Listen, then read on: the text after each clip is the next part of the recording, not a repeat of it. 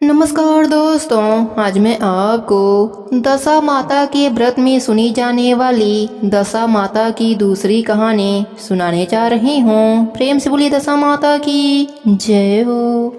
एक राजा थे, उनकी दो रानियां थीं। जेठी रानी को कोई भी संतान न थी, किंतु छोटी रानी को एक पुत्र था। राजा छोटी रानी और उसके पुत्र को बहुत प्यार करता था।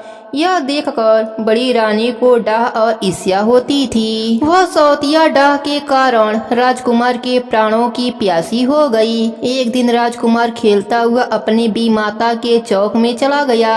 बी माता ने उसके गले में एक काला सांप डाल दिया। राजकुमार की माता दशा माता का व्रत करती थी। वह लड़का दशा माता का दिया हुआ था। अस्तु दशा माता की कृपा से लड़के के गले में पड़ा हुआ सांप अपने आप ही सरक कर भाग गया।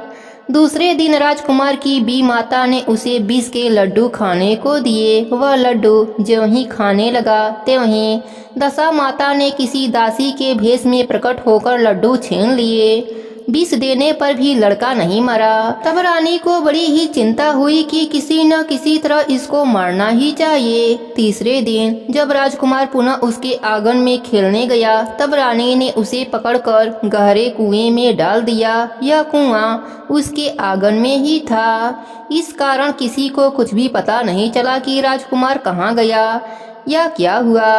उत्तम जलाशय, शुद्ध स्वच्छ मकान तथा ऐसे ही दिव्य वस्तुओं में सदैव दशा माता का वास रहता है। बी माता ने राजकुमार के कुएं में डाला और दशा माता ने उसे बीच में ही रोक लिया।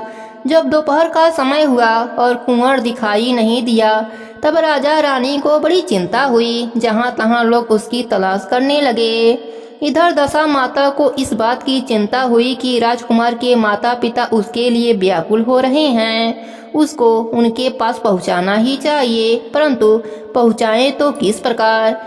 राजकुमार को तलाश करने वाले लोग हताश होकर बैठ गए। राजा रानी पुत्र शोक में रोने लगे। तब दशा माता एक भिखारन के भेष में कुंवर को गले से लगाए हुए राजद्वार पर पहुंची। राजकुमार को एक वस्त्र में छिपाए भिखारन ने भिक्षा के लिए सवाल किया।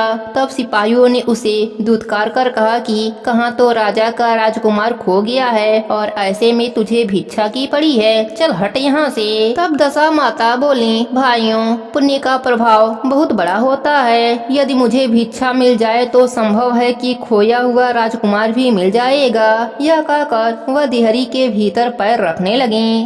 तब सिपाहियों ने उसे आगे बढ़ने से रोका। उसी समय दशा माता ने एक वस्त्र में से बालक का पैर उतार दिया।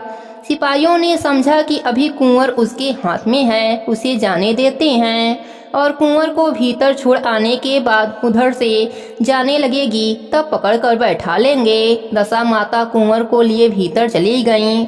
उन्होंने राजकुमार को चौके में छोड़ दिया और वहां से वापस को चल दी, परंतु रानी उन्हें देख लिया। उसने डांट कर कहा कि खड़ी रह, तू कौन है? तूने 3 दिन से मेरे लड़के को कहाँ छिपा कर रखा था? तूने ऐसा क्यों किया? ठहर जा, इसका जवाब तो देती जा। दशा माता उसी क्षण ठहर गईं। उन्होंने कहा कि रानी, मैं तुम्हारे पुत्र को चुराने छिपाने वाली नहीं हूँ। मैं ही तुम्हारी आराध्य देवी हूँ। मैं दशा माता हूँ। तुम्हें सचेत करने आई हूँ कि तेरी सौत तुझसे ईर्ष्या द्वेष रखती है। वही तेरे पुत्र का घात करने की चिंता में रहती है। तुझको उचित है कि अपने पुत्र को कभी उसके पास न जाने दो।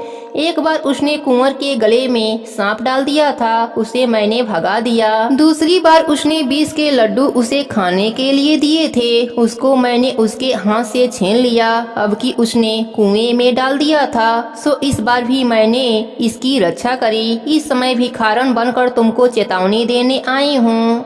तब रानी भगवती के पैरों में गिर पड़ी। उसने विनती भाव से प्रार्थना की कि जैसे कृपा करके आपने साक्षात दर्शन दिए हैं, वैसे ही अब इसी महल में सदैव रहिए। मुझसे जो सेवा पूजा बनेगी मैं वह करूंगी। तब दशा माता ने उत्तर दिया कि मैं किसी के घर में नहीं रहती। जो श्रद्धा पूर्वक मेरा ध्यान स्मरण करता है उसी के हृदय में रहती हूँ। मैंने तुझे साक्षात दर्शन दिया। इसके उपलक्ष्य में तुम सुहागनों को न्योता कर उनका यथाविधि आदर सत्कार से भोजन कराओ और अपने नगर में तथा राज्य में ढिढोरा पिटवा दो कि सभी लोग मेरा गंडा लिया करें और व्रत किया करें। यह कहकर दशा माता अंतर ध्यान हो गईं।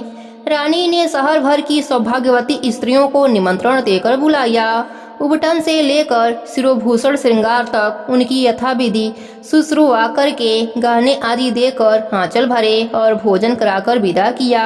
शहर और राज्य में भी ढिढोरा पिटवा दिया कि अब सब लोग दशा माता के गंडे लिया करें। दशा माता के गंडे लेने से सभी के दशा सुधरने लगा। हे दशा माता, जैसे आपने छोटी रानी और उसके पुत्र पर अपनी कृपा करी, वैसे ही अपने सभी भक्तों पर अपनी कृपा बनाए रखना। सबके व्रत को पूर्ण करना। कहानी अधूरी हो तो पूरी करना, पूरी हो तो मान रखना। प्रेम से बोली दशा माता की जय हो।